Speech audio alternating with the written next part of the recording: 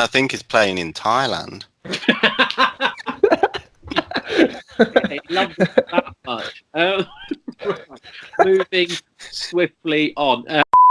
Hello and welcome to episode 6 of the First for LCFC podcast, where once again myself and the other First for admins Ed Noon and Christian Mosen will be reviewing the big Leicester City talking points. And once again, we have a lot to discuss, so we might as well get straight into it with a 3-0 home win against Arsenal, who continued their dismal away record. But I think it's fair to say that Leicester simply made them look bad. Chris, a lot of people have been saying this is probably one of the best team performances that we've seen, certainly this season. Would you agree? Yes, straight away. It has to go down as probably the best performance this season.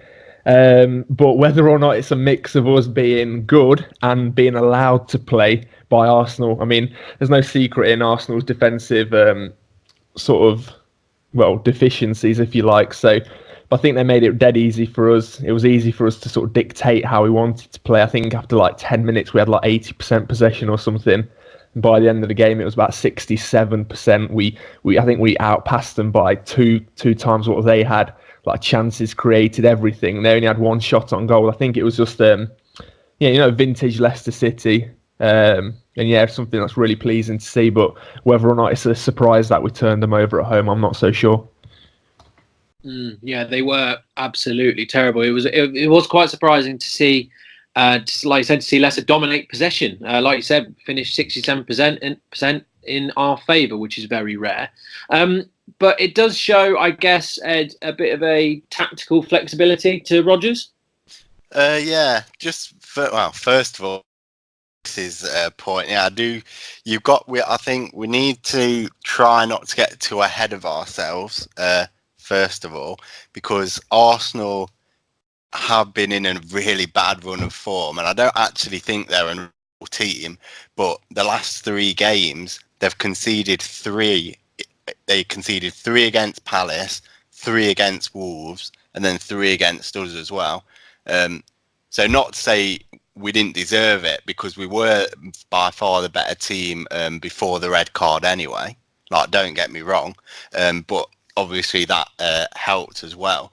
But I remember saying to here's a bit of background. At the time of the match, I was listening to it on the radio, and I was building my patio. I've just moved house, and I was listening to it with my girlfriend's dad, and he was like, "Oh, you've got a chance now to win."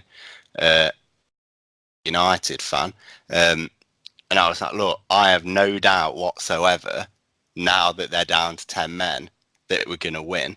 And I think that shows sort of the progression we've gone through. That's such a lovely story. I need to add there, how you built that one up. I just needed to contextualise the whole story, really, because I think even a couple of months ago, before Rodgers came in, say we were against Arsenal at home, even if they got took down to 10 men, would you have really been as confident that we would win? I was like, I'm so confident that we're going to get something eventually. And even though, the goal didn't come straight away, we had to keep plugging, even though we were dominating. I was like, look, and he was trying to banter me. And I was like, look, I've got no doubt. And it just came, and it was so impressive, so solid. There was never any doubt. And I get what you're saying, but over the last 10 away matches, Arsenal are literally 14th in the form table. Teams like Cardiff, Southampton, Burnley are above them, right? I don't think it's anything to do with like the last 3 matches. I just think they've been diabolical all season. I think a couple of episodes ago, I am still confident that Leicester will really give Arsenal a run for their money next season in terms of finishing above them. I just think that their issues they're deeper than their starting 11. I think they need an overhaul, and that's going to take longer than a season, similarly to Man United. I just think that these are teams on the demise, and Leicester are definitely growing. So I don't know. Next season, I think it's going to be an interesting one for sure. Yeah, Ed, I agree with you in one bit of it, in that it would have been classic Leicester for us to have then conceded a goal and then just not being able to score against a pack defence. That earlier on in the season, I've absolutely no doubt that is what would have happened.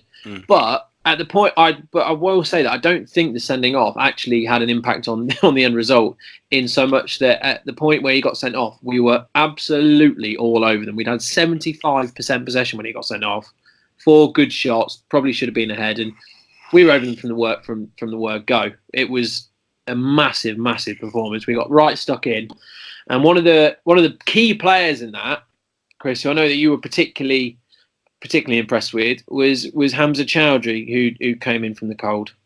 Absolutely, and it is an interesting one as well, because I think over the past few weeks we've been wondering, why has Rodgers been leaving him out, sort of thing? Is he just out of favour?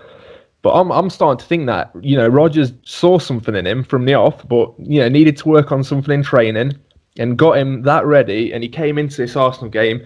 Rodgers said, "Look, go show me what you've got." And he didn't disappoint. I think he is the closest to Kante since, obviously, Kante left. I think the balance he provides with Ndidi sitting a bit deeper, Choudhury's a bit more dogged. He's going out, pressing. He'll be getting a fair few yellow cards, I don't doubt that. But just that balance in midfield is something we've lacked, and it's what the top sides in Europe have. That man who sits back, the man who pushes up a bit more. And I think, obviously, Rodgers and Puel before him have tried like Mendy sitting in before alongside Ndidi, but I think they're too similar in terms they sit so deep and then invite play to come onto them. But I think, having this balance now, I'm really excited for next season. I think we're starting to put many puzzle-like pieces together, and I think, we're not far off completing it ready for next season. Yeah, no, I think it's really quite exciting at the minute. And is that something that you'd agree with, in that this sort of squad has the best balance that we've had in a long time? Yeah. It's the thing with Choudhury was, for me, and I'm not, even though he did put in a great performance, I'm not sure whether that was because he was being blooded in slowly, working on some things in training, or was it Rodgers thought, look, Arsenal, they're in a bit of an awful bit of form, but they've got big players, so maybe we'll put an extra midfielder in rather than a winger, for example. So then we had Ndidi, Tielemans and Choudhury, so you've got that extra bit of cover defensively, and then you take one of the attackers away. So maybe Choudhury does, now we've got this run of fixtures, we're going to see a bit more of him, and perhaps he will be a player who, he's still young, he's not going to be 100% ready to be starting every game. Maybe for a year as he's developing, he's going to be slowly brought in, perhaps only playing in the bigger games where we need a bit more of that defensive solidity. You do make a good point, because I didn't actually realise, but against West Ham, it was sort of Ndidi and Tielemans in the middle, wasn't it? So straight away that's a bit of a mismatch for me, in the way that Tielemans isn't as sort of defensive minded.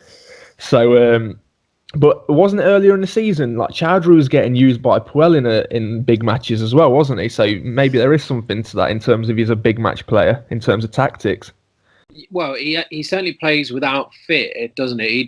He's not cowed by reputation. I think the way that he got absolutely stuck into Torreira, he won the ball and then he pushed him to the ground as a sort of no respect being shown here. But I thought watching him yesterday that he was used slightly differently in my book, because he didn't just sit and just win the ball and give it. He was sort of doing what Maddison and Tielemans do in that middle bit of the park, and sort of roaming around. And getting himself into advanced positions. So, but then again, if you compare him to Maddison, he certainly is a lighter weight player.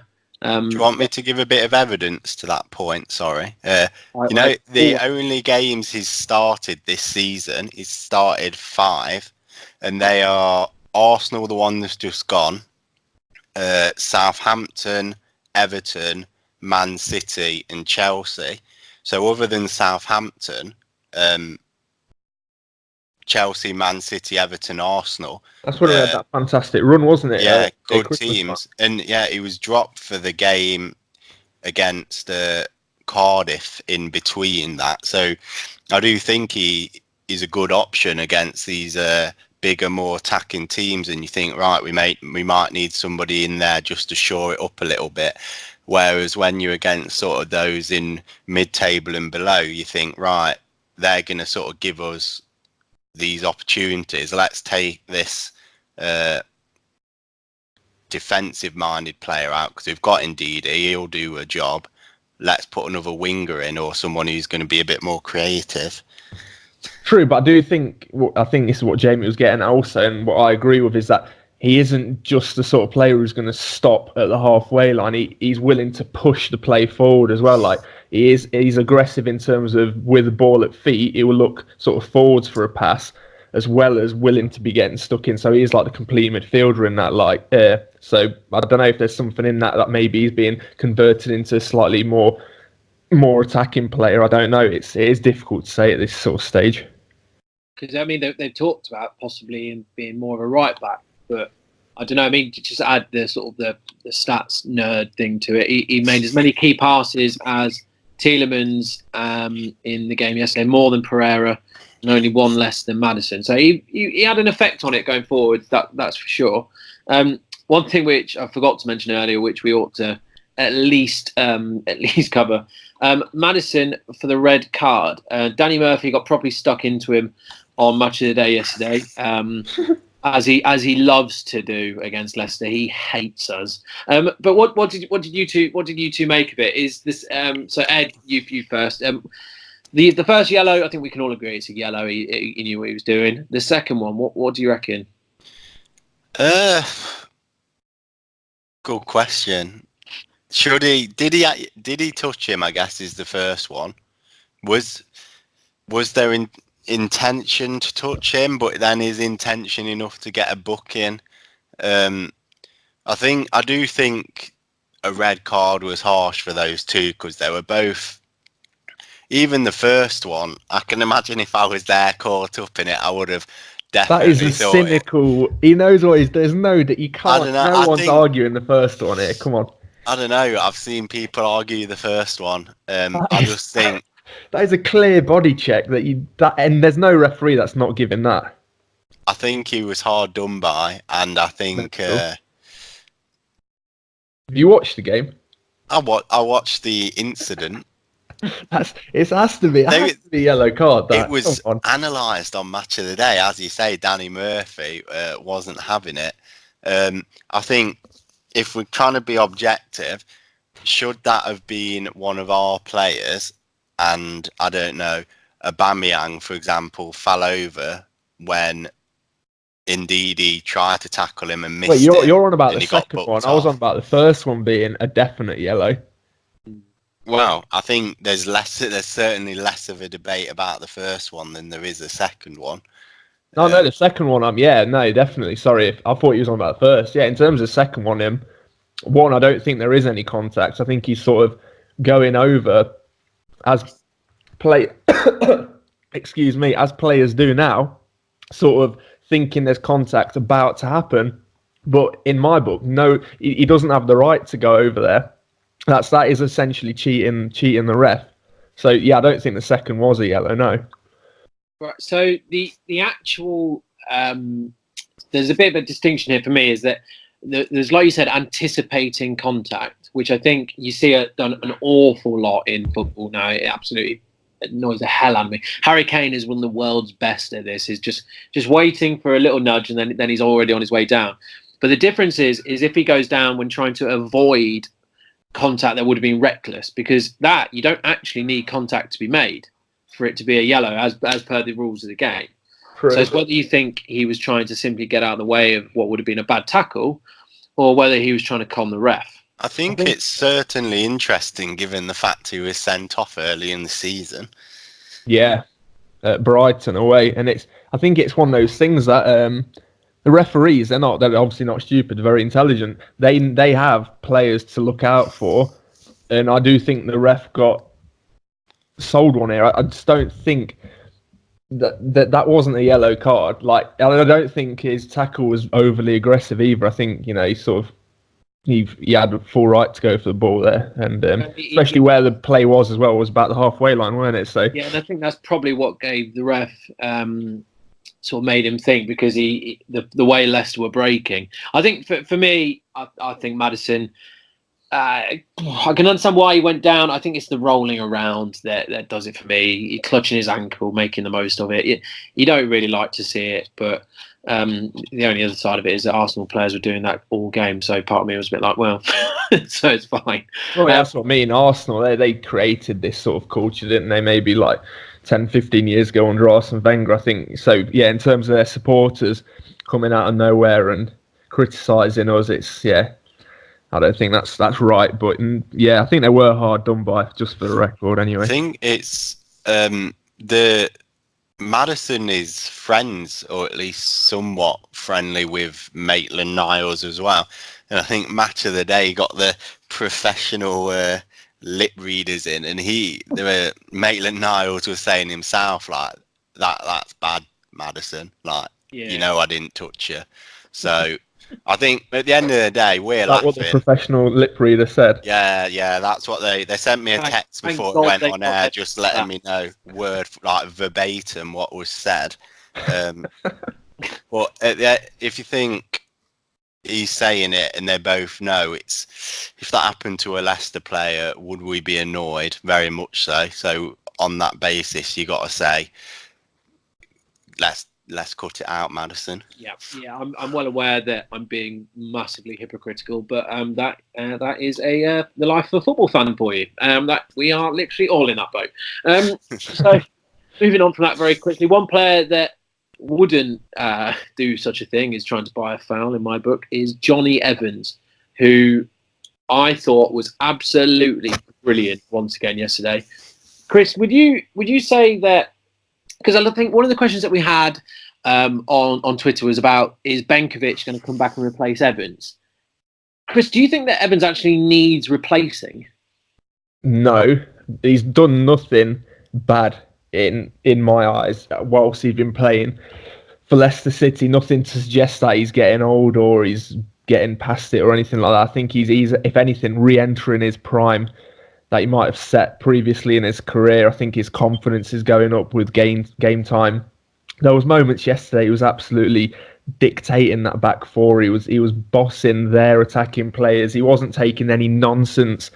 He was just like made of concrete, wasn't he? He's like Wes Morgan was, in our championship winning season. He's a professional, like you said. He's not going to be doing anything stupid. He knows when to play the ball. He just knows how to defend properly. And so in terms of Benkovic, I think I'm hearing mixed reports whether he was even sort of fully in favour under Rodgers. And if he does come back, which isn't a guarantee, I don't think, is he certainly won't be put straight into the first team, I don't think, unless he does something miraculous in pre-season. I think it's, you're looking at Evans and Maguire subject to 20 transfers outgoing to be the centre-back partnership for next season, I think.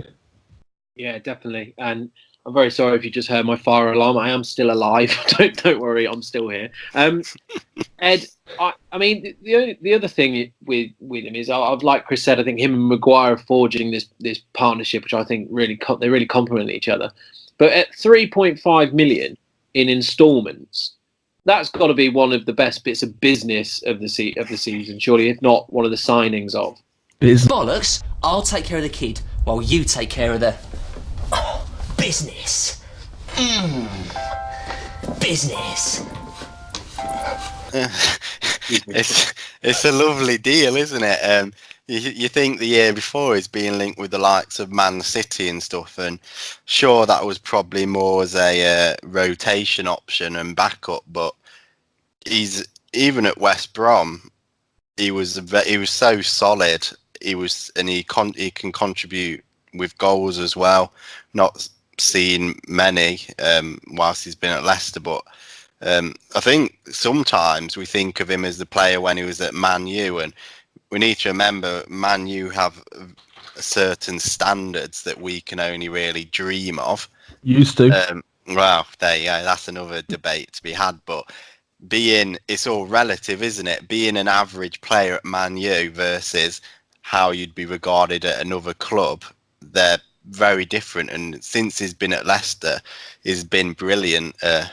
One thing I would add to note, Krys said he's not going to do anything silly. Of course, he was part of the quartet of West Brom players who robbed a taxi in Barcelona, but that was before his time at Leicester. Well, I don't want to mention what Leicester players have been doing and their things that led to the Championship winning season, but maybe that's a debate we can save for another time. Yeah, after hours. I know, we should be thanking Pearson June. I know, what's he doing with his career now? That's what I want to know. Is he League Two, I think, last time? I think he's playing in Thailand. He loves it that much. Moving swiftly on. What it's worth, anyway, trying to drag this back to something. He plays for Macclesfield Town, sorry. Okay, there you go. Pretty close to Thailand. Yeah, similar. On the way there, at least. For me, one of the signings of the season, by the way, is Ricardo, who I thought was just absolutely fantastic as well. Now, the other one, who would certainly be the signing of the season if we made it, who we've talked about on every single pod since we started it, because he has simply been that good, is Youri Tielemans. Right, so we said first time he played, it was quoted as 40 million, and I know, Krys, I know we like to bring this up every single time because you said you would pay it. But how much do you think realistically we're going to have to pay to bring him to the club now? Yeah, I think this was a question that was sent in by one of our Twitter followers, and it is a good question as well because everyone's just sticking to this 40 million. Well, I think it's going to go higher and higher than that. His agent, or I think someone must have thought of this figure, obviously, and as agents are so good at doing it, that's a great starting place for him. But yeah, I think he's really put himself in the shop window for the Premier League. I'm not doubting that, there'll be interest from across Europe. And I reckon the final fee will probably be closer to around the 60 million mark, which, thinking for Leicester City, that's a mad amount of money, but I think we're going to have to pay it if we want him. And yeah, but whether or not he's worth 60 million, I guess that's what we're going to try and discuss now. Yeah. Now we were. Yeah, this is one of the bigger bits of the debate, which I suppose leads into more of a talk about where Leicester stand in the footballing world. Now I know they're regarded as a bit of a project at the minute, but Ed, we were chatting the other day about the fact that the likes of Tielemans and El Shaarawy they're linked with us, but they're also linked with the likes of Spurs, Arsenal, even the likes of Man United at the minute. Realistically, trying to take blue tinted glasses off, can Leicester compete with them for these sorts of signings? Yes and no, and there isn't a hard and fast rule to this. And I'm all for hard and fast rules. But, for example, Tielemans, we have got that player for obvious reasons. We've got him on loan. He's experienced it. He's enjoying his time. He's playing well. However, and then I also think there's a hierarchy of these clubs that have been traditionally bigger than us. For example, should Arsenal come in and they're the only other option in the Premier League, I think, given the form Arsenal have had since he came to England, and based on the fact we've just beat Arsenal 3-0 and dominated them, I think we would be a more attractive option than Arsenal. However, I'm sure he's more intelligent than that. I don't think that he just thinks Arsenal are this team that they were this season. Yeah, let's say Man U has come in. Spurs are next season going to be in the Champions League. They've also got an excellent chance. Well, from the league, they're almost guaranteed to be in the Champions League, and they've got an excellent chance to be in the Champions League final. Man U are arguably the biggest club in the world, or the richest club in the world. I don't think an exciting youth project can compete with them. Also, bear this in mind: Tielemans, Belgian international, Spurs, Jan Vertonghen, Toby Alderweireld, Moussa Dembele's been there, but they've been there. They're built. That shows Spurs has been a great stepping stone for them to go there, ply their trade, make a lot of money, do it in the European stage, then move on to bigger and better things. Man U also have Belgian internationals. Lukaku hasn't been as good as he can be this season, but I just think we cannot compete with those teams on size of club, quality of squad, stadium, fan base, wages, and think what is. Is that what Mahrez or Drinkwater were we've thinking got when they these left? tinted glasses on. Though, what do we as Leicester fans hope for? If we have an amazing season next year, we could qualify for the Europa League. Yeah, but these teams who have an awful season, Arsenal are going to get it, and they've been awful. Yet that's what we aspire to be. They've had an awful season, and they're already there. Same with Man U and Spurs. Are way ahead of. They're in the Champions League semis. Well, no, I've got some. Okay, let me put it this way, because yes, Spurs are apparently the third best team in England. However, Spurs have lost 12 matches. That's 1 in every 3 they've played. Right? Leicester have lost 15 but drawn 6 to Spurs' 1. They are fine margins. I really do think that the top 6. Maybe not the top 2, but 3rd down to 8th, if not 10th, is going to be a hell of a lot closer next year.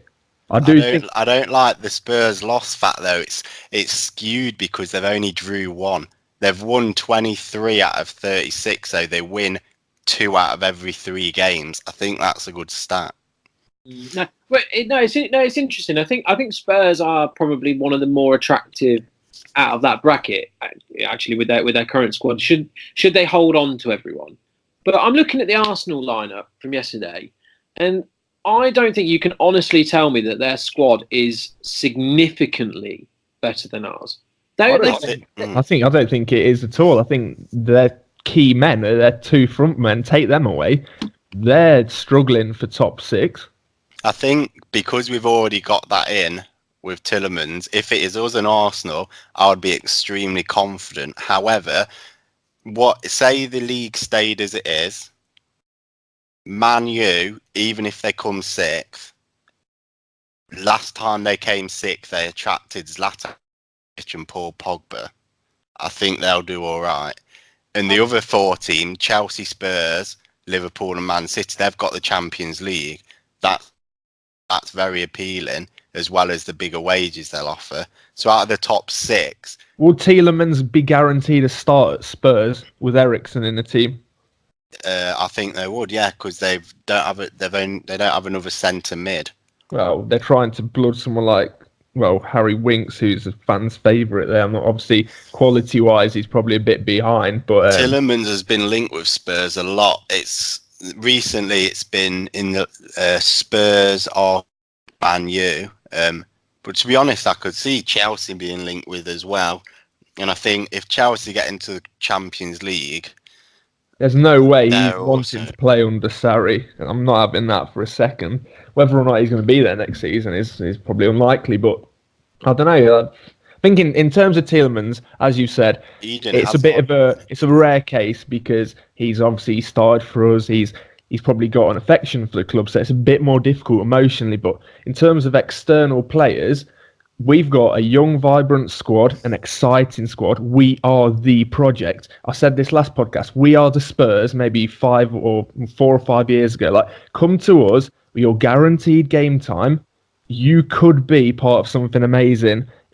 Sell them that. If they're after football, they're going to get football. Give them, 2 years. We could be in Europe. 1 year, we could be in Europe. It's just where, are they willing to risk that? You need to remember, though, we're not the only ones because Wolves have their little. It's a different project, but that is a project on the. That's an aging That's not aging. I mean, that's harsh. But that is there any real structure to what they're doing other than having a super agent? I mean, I've got nothing against that, but players. For me, I just think, and I don't think this is biased. Like, I was listening to talks for earlier, like West Ham fans are going mad. They spent 100 mil. They're sitting in 11th. They've signed all these sort of players that are past it. We're doing things the right way. I genuinely do think so. Look, I don't know what our average age is. It's probably mid-20s, low 20s.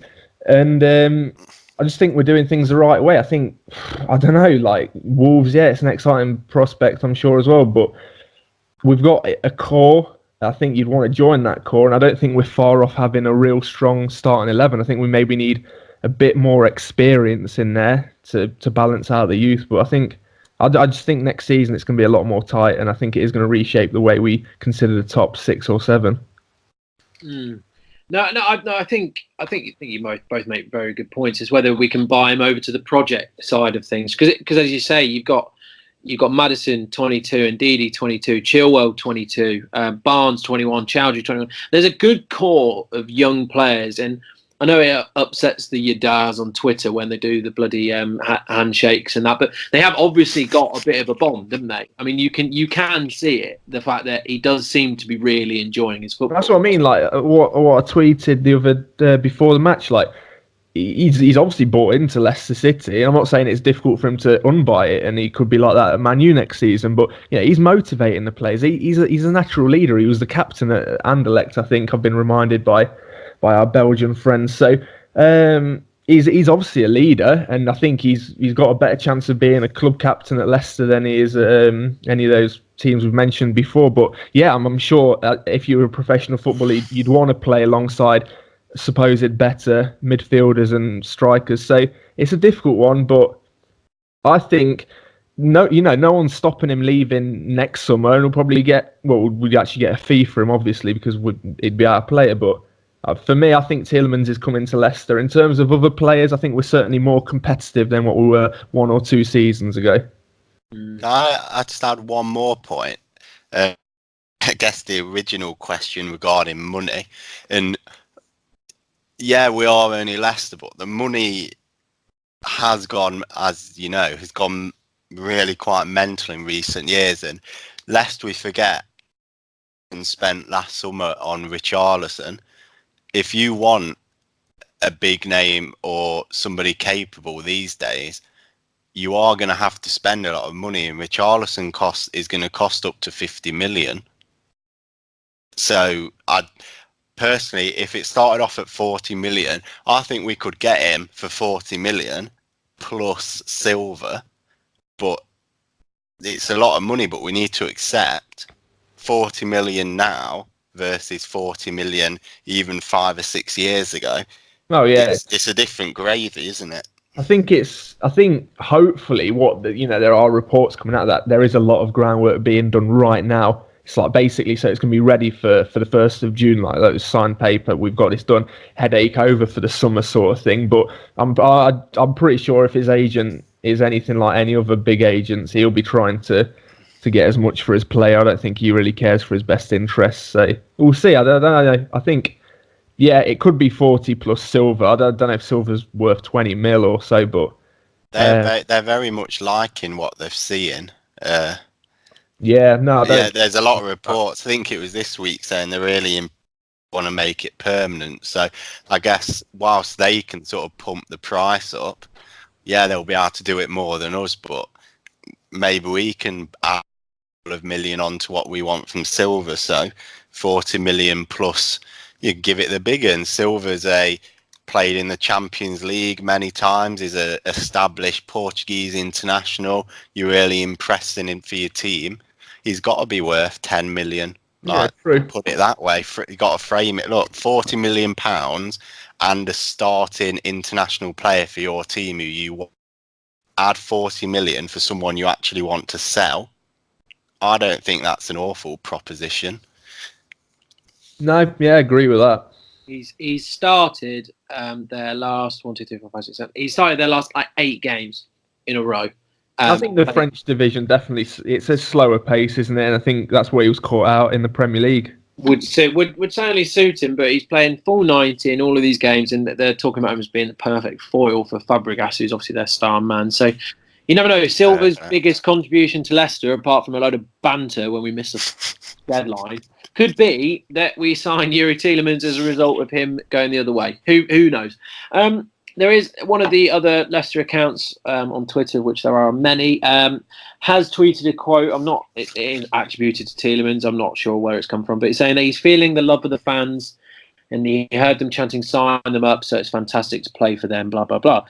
So, the atmosphere, though, this is a nice link. You see what I'm doing here? The atmosphere, though, has been criticised lately by another Leicester fan group, Union FS, who recently put out a statement which essentially amounted to saying that the atmosphere has been poor this season and has only got worse, and that they need more people to join in. And frankly, if you're not joining in, what are you doing here? Krys, I know you've got some fairly strong feelings here. Tried to temper it slightly, but what do you make of that statement? It's a puzzling one for me. It's I don't really know what their ideology is like. So what would their ideal sort of fan base be like? Everyone who's in the pub at like 10 a.m. in the morning, sort of getting like leathered, and then sort of by match day, there's been rowdy sort of, maybe more like I'm struggling to see how what's their ideal atmosphere, because there's a lot of criticism, but there's no real reasoning behind it. So like, we want this, with what being the purpose, I'm not entirely sure. Like, the displays before the match, they're amazing, and that's good. It helps add to the atmosphere, helps add to the visuals. But in terms of like saying that if you're not willing to stand up for the entirety of the match, like you wasting a space sort of thing, I'm really struggling. Do they think that if we had like a Celtic safe standing area, would suddenly have the best atmosphere in the Premier League? Because I'm not so sure myself. I think in terms of the chants we chant, I think there's a lack of originality, there's a lack of variety. I just think that you've got to be able to back up these suggestions with sort of some substance. I just think that's a lot of like sort of hot air with no real output. I'm really puzzled as to why it's suddenly all come about now. It's just like a build up of frustration that's got no purpose to it. So I don't know if your Ed can help add some light to this one for me. Well, it's a long statement which essentially says that the atmosphere has been nothing like previous seasons, and they're saying that we were widely recognised before to have one of the best atmospheres in England, but now it's we're turning out away ends as flat as they've ever been. But then it says, so take personal responsibility. No one can sing for you. Put away the smartphones. Bin your clappers, which I don't understand either. Stand up if you can. Make an emotional connection with the game. Now, I don't understand that bit. That's the bit that bothers me, really, because there's a lot of people that go down to the ground that maybe they don't want to sing, they don't want to shout, but to say that you have to do that to have an emotional connection with the game. This is what I mean. This emotional connection. This is what you got to be careful with. I think there is a definite fine line between having fans that are going to back the club emotionally, but they have to sort of remain upbeat for the entirety of the game. But I just think that if we go 2-0, 3-0 down, can you honestly imagine our fans or the majority of Premier League fans sticking around just chanting positive chants like they do in, say, Germany, or when Bayern was 3-0 down to Liverpool, they were still waving their flags and noise was still as loud. I think it's this ideology in their heads, or these supporters' heads, but I don't think we could back it up. So we're 3-0 down to Man City home, and this stadium's going to be rocking, is it? I don't see that happening. Can you repeat what it says? Exactly. Like, I don't like that language. So the last paragraph, verbatim, as you'd love to say. So what can we do now and heading into next season? Take personal responsibility. No one can sing for you. Put away the smartphones. Bin your clappers. Stand up if you can. Make an emotional connection with the game. If you want an atmosphere, make it. That's like tugging at the heartstrings and being like, I don't know, don't want to get too political, but like, just stop telling people what to do.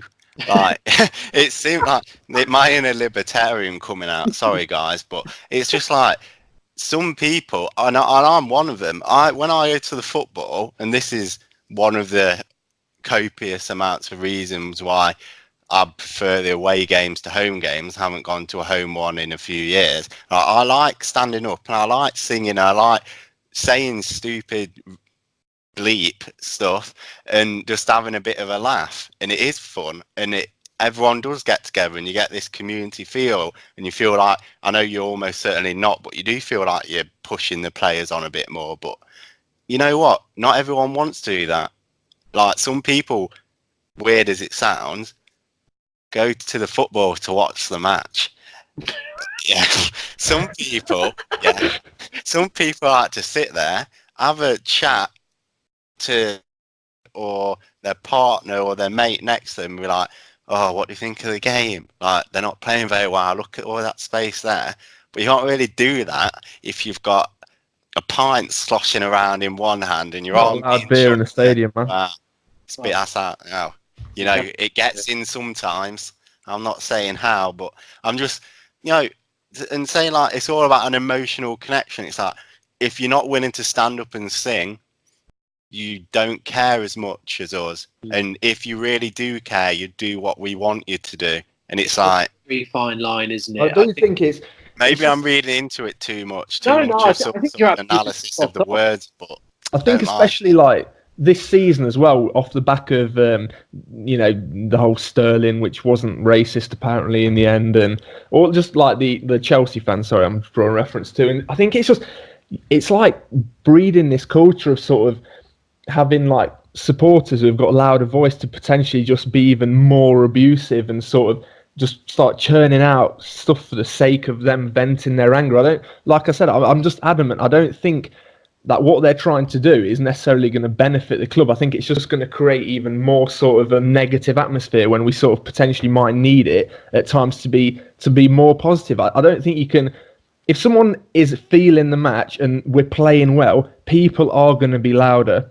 They've mentioned clappers. The clappers were one of the main reasons we had a better atmosphere. Everyone was raving about the noise we're creating. Even Man United were using clappers. I think maybe over 10 Premier League clubs have them. I'm not saying whether they're good or bad, but they certainly increase the volume in the stadium. I think fundamentally the acoustics in the King Power sort of are quite weak. I don't think it's an atmospheric stadium. I think even if the away fans are loud, I don't think the noise necessarily travels that well. I think there's many different factors, but I just in regards to the way they're going about it, it does seem a bit strong and maybe not well thought through. If you tell us what you see your vision as being, I might buy into it. But if you're just saying essentially you're not a good fan if you're not standing up and chanting, then how do they want the tickets to be tiered then? Like if you're under 25, you've got more chance of getting in. Like I don't really understand how they gonna, if they had choice of who buys tickets, how would they do it? I want to know these answers, to be honest. Have absolutely no doubt that they meant this with the best of intentions, and I do want to just quantify that quickly, because I do agree the atmosphere has been a bit damp in the last certainly this season, and I do understand why they would want more of it. But like Ed says, it's the language where they are essentially telling you what is a good and a bad fan, and like you Ed touched on before, Ed, this sort of like the thing it breeds is I've sat sort of near the away fans a few times, and quite more often than not, quite a few of the lads around there will spend more time looking at the away fans and trying to goad them than watching the game, and that is not for me the sort of thing that you want in the whole ground at all. It's individual difference, isn't it? Like I'll say when we've been to away games, you do take the mick out the home fans, and it's funny, but you not ever, and it's fine. You might do it for a minute when something funny's happened, and then personally I'll be back watching the game singing. But I don't know, not everyone wants to do it, and that's part of it. It's you go to do something you enjoy. Some people enjoy doing it in X way, some people in Y, some in Z, etc. I also think there's more variables involved here than is simply going to the football and watching the game as well. Think about, I'm sounding boring like a academic here, but like there are more variables. Think of the context of watching Leicester, and why do we think it may have peaked? Do we think something may have happened in the last couple of years that was a complete shock and really engrossed fans, that it is literally nothing that we see now is going to beat that? So yeah, maybe it did peak. Nothing that can happen will ever beat that feeling. No. And so you got to think of other factors. Think about the style of football. When we were a bit more defensively minded, perhaps they had to get behind the team more to actually say, look, stay strong, lads, keep defending, it's all right. And then when we do attack, people get excited more because it doesn't happen as often. And we know how good we are on the counter. So when we do get the ball and do attack quick, it is exciting. Yeah. Moment something's going on. We are reactive, and I think, and again, I'm not against what they're doing. I think it's just the way they've gone about it. They do want a better atmosphere, but I think I just want more sort of justification in terms of, you know, what do they want? And I think many football fans are reactive to the situation. If we see something exciting on the football pitch, the noise levels go up. You know, you don't have to be a genius to realise that. But yeah, I think my main issue is with the language and maybe the sense and the sort of it's making certain people feel uneasy. And the last thing you want is for fellow fans to feel like they don't belong in a football ground because of other people's beliefs. Ultimately. Yeah, no, I completely agree with all that. And I don't know. I think that they're going about it maybe just the wrong way. But hey ho, what that's a debate for another time, because we could be sat here for most of the night going on about that. I think I'll just try and move it on if that's all right with you two. One such way that we might be able to improve it is if we do get Europe. The last 3 games were written off by a few. I think there were the more pessimistic amongst us didn't expect us to get many points, but we got the win against Arsenal. Krys, do you think the game against Man City, are you looking at that as a bit of a free hit almost? Yeah, I think I've used that phrase to you guys over the last couple of days. I think are we going to finish 7th? Yes, there is a mathematical chance. I think the players are high on confidence. I think Rodgers will be saying, look, go out there. You could literally be the reason Man City don't win the Premier League. Go and show them what we're about. You've been it, well, not many of you in terms of players that we playing, but we've been here before in our championship winning season. We actually played them off the park. Go and do that again. Do what you did against Arsenal. Take the game to them. They don't like being pressed from the back. Go really do that. Push them deep. Don't let them play the game they're playing. Go and shock them. Go and play the high tempo. Go and get 3 points and rewrite this season. The players don't need to get motivated for this. Get in contact with Rodgers and get this changing rooms. I'm inspired. Players don't need to be motivated. They know, everyone's on social media. They know the buzz about this. They want to be the reason, not because Liverpool win the league, but they want to be spoken about. They want to be the headline writers on the back. They want to beat Man City and change this incredible Premier League season. And I genuinely think we have got a good chance of taking points off Man City. I'm confident. I mean, aside from the tear in my eye, like, oh my God, I think I'm ready to go and play myself. We're absolutely buzzing here, lads. After that, I've got my shin pads on. Ed's just dusting off his captain's armband from the under-13s. He's ready to go. I completely agree with what you're saying. I'm sorry, I'm taking the piss really, but I do completely agree with what you're saying. That makes complete sense. I mean, Ed, I'll let you. I mean, do you want to agree? You can't argue with that, surely. Well, now we've said that, I think we're going to win 3-0 again. I think, I don't know, how do we frame this? If we're going to discuss our chances at Europe, in short, we need something, because Wolves are 3 points ahead and they play Fulham. Let's say they're going to, if they win it, that game against Fulham, we have to beat Man City. Let's say somehow Fulham get a point. We still need a point against Man City with a shot on the final day. If we actually are within 3 points on the final day of the season, Wolves play Liverpool whilst we're at home against a Chelsea team that are faltering a bit.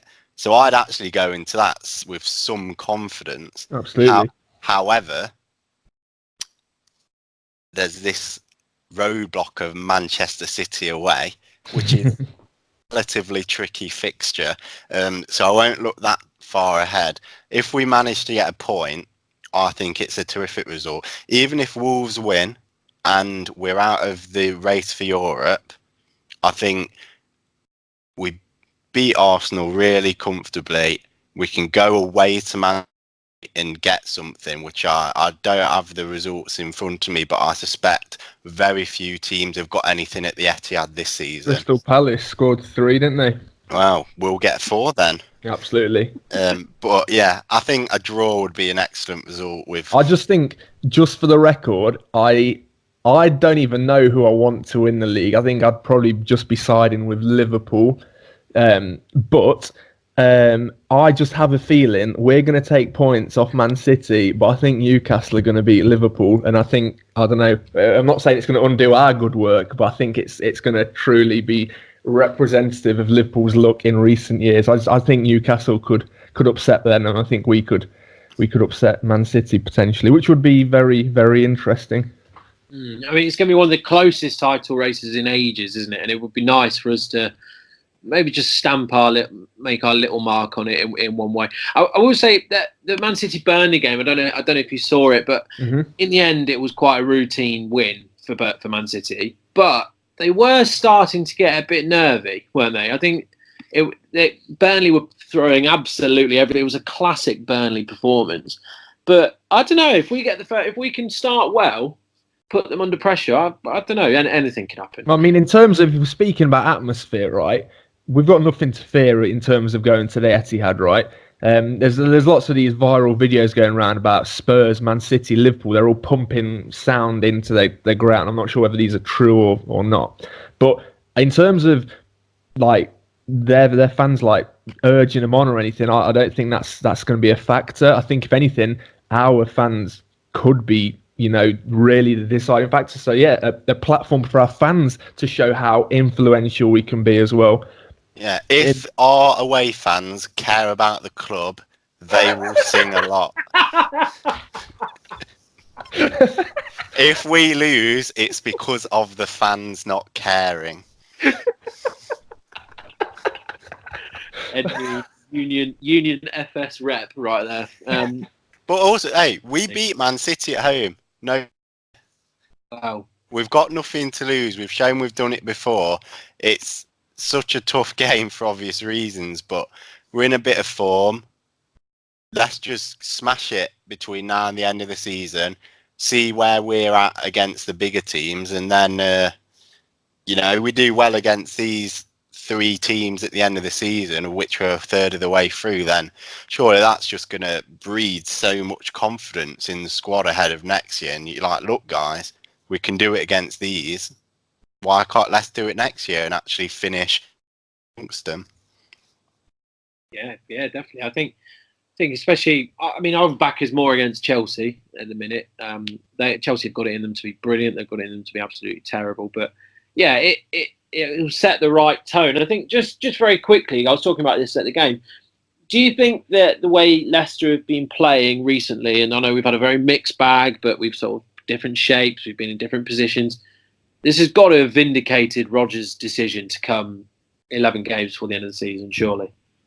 Yeah, I think so. I think he, obviously, like Celtic fans would tell us that, he should have stayed for the treble.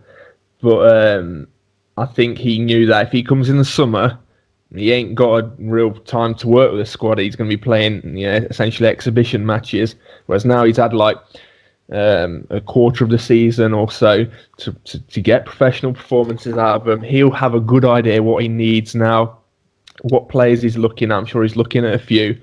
Get his business done early, have a good pre-season, go away for the training camp, whatever, have a couple of good games, and then, come at it again next season, and a fresh slate, a clean slate for Rodgers, as Leicester City manager to show us what, again, no one's to say that he's not using us as a stepping stone. I think many mainstream medias are saying that's basically all he's doing, but if that means he's going to propel us into the top 4, or top 6, I don't see him then thinking, all right, I'm going to leave. Like, I think he'll be part of something that's growing. So I think it's exciting times, like I've said, and I think Rodgers knew what he was doing coming early. I'm sure he regrets leaving, working with players such as Scott Brown and Scott Sinclair behind. I think he saw where the future is, and surprisingly, it's not in Scottish football. No. And he really has. I know you can't he's been here a few months. You can't say he's been a great appointment or inspired yet, but he keeps this up. We only seem to be on an upward spiral, so it's sort of we're going to end this season, providing we don't get thrashed 4 or 5 in 2 games, which I highly doubt in both of them anyway. We're going to be heading into next season with optimism, and hopefully that will be felt by the squad as well. Yeah, no, definitely. So our predictions for the West Ham game were wildly off. But like you said, Man City, don't get us wrong. If we can get a draw, I think it's a fantastic result. They are heavily favourites, but they have lost to Chelsea, Palace, us, and Newcastle. So you never know. Krys, neck on the line, prediction, hit me. 2-2. We'll take the lead. They'll go 2-1 up, and that boy Jamie Vardy is going to create some scenes in 90+ minutes. Oh my limbs. Spurred on by the fans. Got Ed, because you're just going to get us just in trouble. What's your prediction? We're going to lose 2-0, and there's going to be fights in the away end. Yeah. Basically, you've got to hope no one looks like you, Ed, because you're going to be their number 1 target. I will. I think we'll score because Vardy loves a goal against the top sides, but I do think we'll lose as well. I'll give you 3-1. I'm going awful fans, to be fair. I'm going to be awful. Heart's not in it. Heart's not in it, no. And just in case we don't get the chance to record the podcast between here and the Chelsea game, do you want to put your prediction out there now for that game as well? Just a brief one. You can change it after the Man City game, but just put it out there. 3-1 Leicester. Oh, brave! Like it. I will give you 2-0 because, well, just because, back in the boys, being a good fan, not getting told off again. Right, so that has been a bumper podcast. No, stand up, if anything. Yeah, well.